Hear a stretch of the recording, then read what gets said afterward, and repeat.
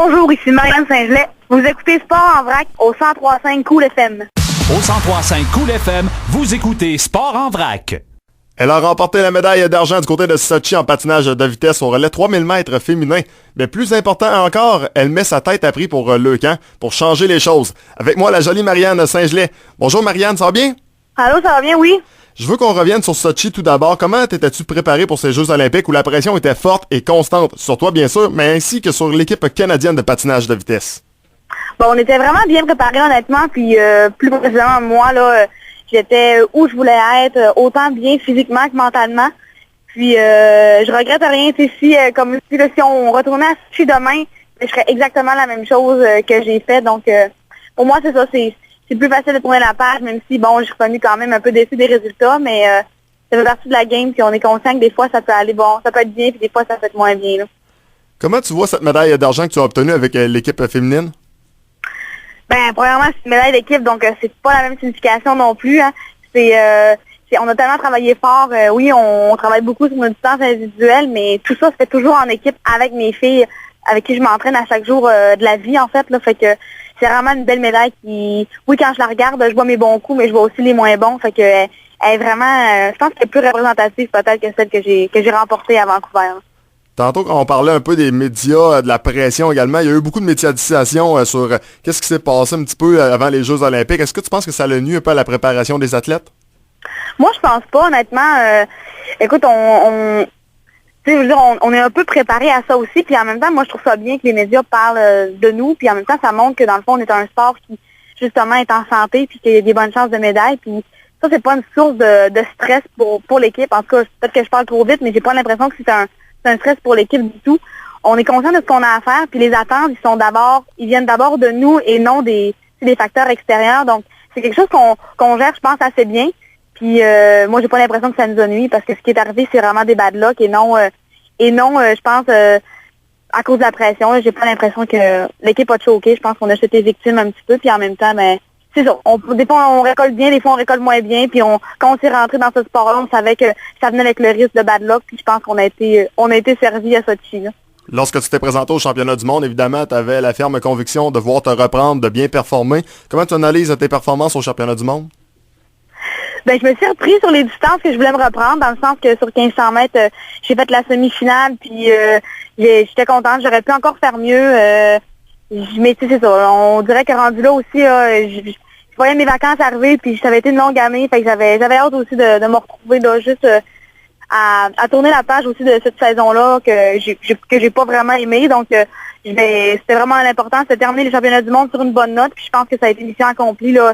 Comme je disais, je visais pas nécessairement 3 médailles d'or, je voulais juste faire mieux, puis je voulais juste m'amuser sur la glace. C'est ce que j'ai fait. J'ai retrouvé en fond mon sentiment que j'avais quand j'étais jeune, fait que c'était l'important, là, je pense. C'est ce que j'avais dit, en fait, puis c'est ce que vraiment je voulais me sentir comme ça, puis je m'y suis accomplie, là, pour ce défi-là. Devant une de mes prochaines questions, c'était justement, est-ce que ça arrive des fois dans ton sport que tu oublies l'amour que tu as pour ton sport parce que c'est tellement rendu axé sur la compétition, sur le fait que tu dois performer au maximum, que tu dois remporter des médailles pour ton pays, pour toi. Est-ce que ça arrive des fois justement que ça devient tellement lourd que tu fais, regarde, j'ai juste le goût d'arrêter pendant peut-être une semaine ou deux?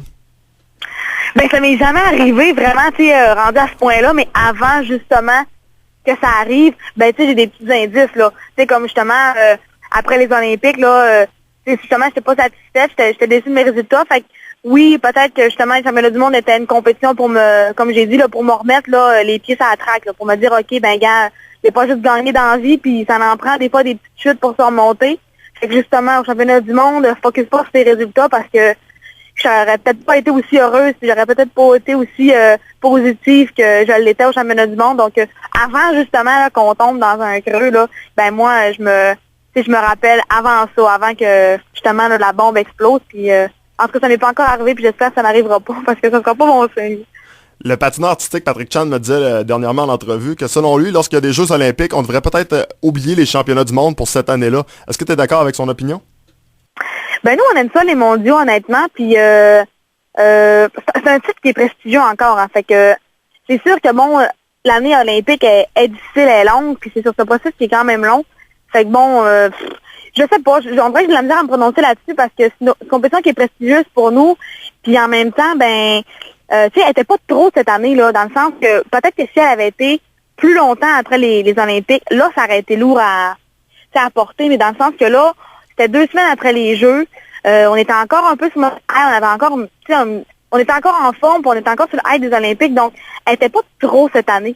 Mais je sais pas, on est fatigué, mais en même temps, tu sais, je me dis, on est, tu sais, on carbure à ça aussi, nous autres, les compétitions, puis on aime ça, fait que je sais pas, c'est difficile pour moi d'avoir une opinion là-dessus parce que j'aime ça les championnats du monde, puis je trouve que c'est une compétition qui est vraiment le fun à faire, puis qui a vraiment, tu sais, un gros titre à aller chercher, fait que même si tu es champion olympique, tu peux quand même être champion du monde. C'est sûr que ça pense pas le bobo, mais en même temps, tu rajoutes quand même une corde à ton arc, comme on dit. Toi et ton amoureux Charles Hamelin, vous êtes un peu le visage du patinage de vitesse au Canada. Je te pose exactement la même question que je lui avais posée avant les Jeux olympiques. Comment êtes-vous capable de jumeler amour, patin, faire le souper le soir? Comment êtes-vous capable de gérer cette vie-là de pression d'athlète et ensuite de laisser ça de côté pour passer du côté amoureux, du côté affection, tout simplement être ensemble et capable de relaxer devant la télévision, ce genre de choses-là que les gens normaux, en parenthèse, font? Ben c'est facile parce que c'est ça, à l'aréna, oui, on est jamais un couple. À l'aréna, on est des coéquipiers d'entraînement, puis on essaie que justement on veut pas être lourd pour l'équipe aussi, là, tu sais, on s'entend un couple des fois c'est lourd, fait qu'on veut juste pas vraiment comme on veut pas, c'est ça, on fait un peu ce qu'on on fait nos affaires puis on s'identifie pas comme couple.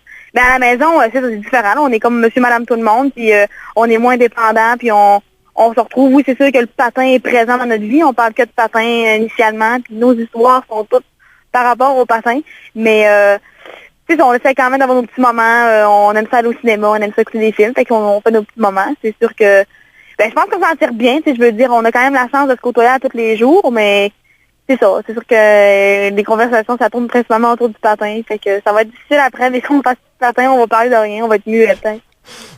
J'imagine par contre le fait justement d'être capable de comprendre l'autre parce que vous faites le même métier, ça doit aider un petit peu à souder encore plus les liens, puis quand il y a des épreuves, d'être capable de les remonter aussi facilement ensemble. Ben c'est sûr que de ce côté-là, tu sais, comme tu dis, on s'entend bien, tu sais, l'un et l'autre, c'est exactement qu'est-ce que l'autre vit, tu sais. Fait qu'on a été dans les mêmes situations, on comprend qu'on est fatigué, on comprend qu'on a eu des mauvaises journées, des bad luck, des victoires. Fait que tu sais, ça, pour ça, là, on s'entend super bien, puis c'est facile pour nous de consoler l'autre ou de dire les bonnes paroles, tu sais, parce que on vit la même chose au quotidien, tu sais. Fait que pour ça, oui, la communication est bonne, puis tu sais, puis même à ça, maintenant, on se connaît tellement bien qu'on sait, avant même de parler, que la journée était bonne ou était mauvaise, tu sais. Comment analyses-tu ton futur dans le patinage de vitesse, Marianne? Ben mon futur, j'y vais une année à la fois. Mon objectif, c'est de me rendre au prochain jeu en Corée en 2018, puis j'espère que ça va arriver. Je vais travailler pour ça dans les 4 prochaines années, mais je vais vraiment y aller une année à la fois là, parce que bon ben tu sais, je vieillis aussi là, si on s'entend, je vais avoir 28 ans au prochain jeu, puis je veux pas non plus tu sais en fait mon objectif c'est d'y aller, mais je sais pas si je vais me rendre. T'sais. Puis je veux pas non plus être négative, mais je veux pas non plus être trop positive parce que on ne sait pas ce qui peut arriver, l'équipe change, les filles s'en viennent bonnes. Fait que tu sais, je me laisse quand même une porte là.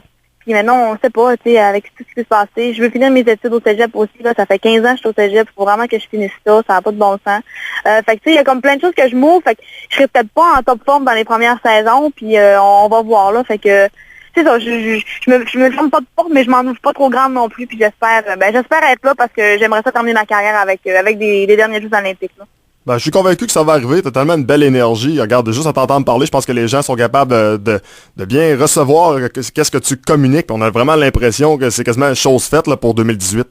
Ben merci. Sinon, il y a une chose qui est très importante dans la vie. Oui, le sport, ça l'inspire les gens, mais moi, personnellement, puis je pense que pour plusieurs auditeurs, c'est la même chose. Ce qui inspire vraiment les gens, c'est les athlètes qui sont capables de mettre peut-être à profit leur vedettariat ou leur visibilité pour des causes comme la tienne, qui est maintenant, tu fais partie de l'équipe de Leucan. Tu t'es joint à cette équipe-là. Pourquoi Leucan et comment c'est arrivé? Ben, c'est arrivé un peu, sur le moment. Honnêtement, moi, j'ai... Leucan, vraiment, bon, les enfants, on s'entend, là, il n'y a personne dans la vie qui est capable de voir un enfant souffrir. Moi, je me suis associée avec Rêve d'enfant en 2010. Puis je fais des causes avec eux, puis honnêtement, les enfants malades, ça me touche énormément, puis en fait, ça doit toucher tout le monde, là, je suis pas la seule impliquée là-dedans. Là. Puis moi, je trouve ça injuste que déjà à cet âge-là, ils doivent se battre, puis ils doivent déjà faire des sacrifices que, mon Dieu, ils devraient même pas avoir à faire. Puis, fait que c'est ça. Puis moi, j'ai voulu me raser les cheveux quand j'avais 17 ans, à mon bal de finissant. Je voulais arriver les cheveux rasés. Puis ma mère, elle m'a dit non, parce que bon, elle avait bien raison, c'était ma mère, puis j'étais pas majeure. Elle avait décidé. Mais moi, l'idée m'avait trotté dans la tête, puis je me disais, je vais le faire un jour pour mon plaisir personnel. Vraiment, juste de voir qu'est-ce que ça fait avoir les cheveux rasés, puis tu sais, essayer plein de coupes de cheveux. Puis ben quand Charles est rentré dans ma vie, puis quand j'avais dit ça, ben Charles, il m'avait pas... il était pas vraiment de mon côté, puis tu sais, il approuvait pas nécessairement la décision. Fait que c'est pour ça que je l'ai pas faite. Puis à un moment donné, ben, je me suis dit, gars, je m'en fous de toi, là, je veux le faire parce que j'ai le goût de le faire. Puis à un moment donné, je vais te rendre trop vieille, puis ça marchera plus, puis tout ça. Et là, il m'a dit, ben tant qu'à te raser les cheveux, puis prendre tes cheveux, puis les jeter, mais pourquoi tu les donnes pas à une fondation? Puis j'ai dit, ah, t'as bien raison. Mais là, c'était l'année avant les Jeux. Fait que je voulais pas faire ça avant les Jeux, puis là, tu sais, déranger toute ma concentration, puis mettre, là, justement, tu sais, ça implique quand même beaucoup de trucs. Fait que je me dis, OK, gars, on va faire ça après les Jeux.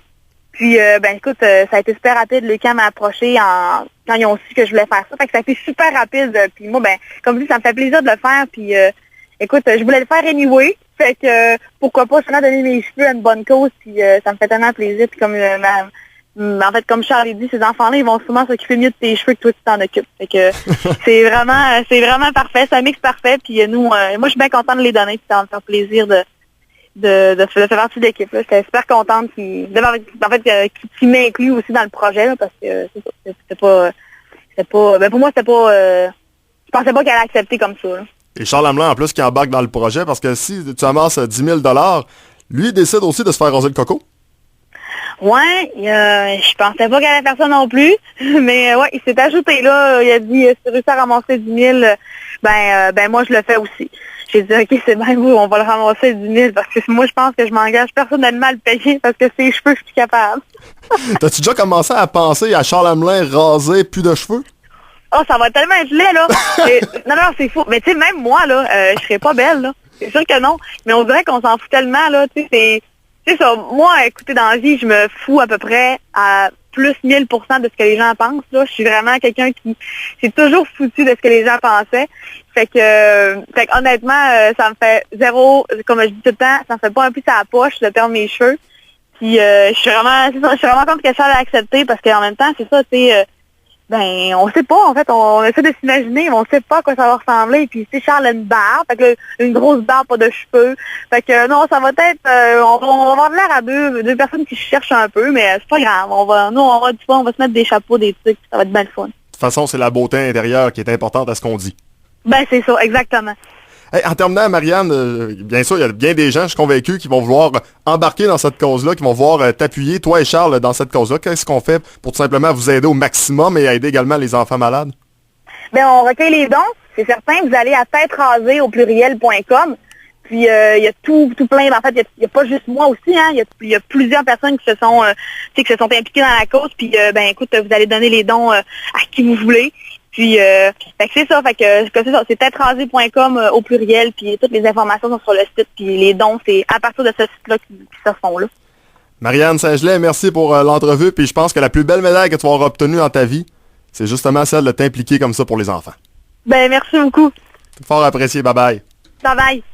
Donc voilà Marianne Saint-Gelais, athlète olympique, triple médaillée olympique qui s'implique maintenant pour le camp. Faites vos dons, aidez-la. Je pense que c'est vraiment une très belle cause que elle et son copain Charles Hamelin sont en train d'appuyer.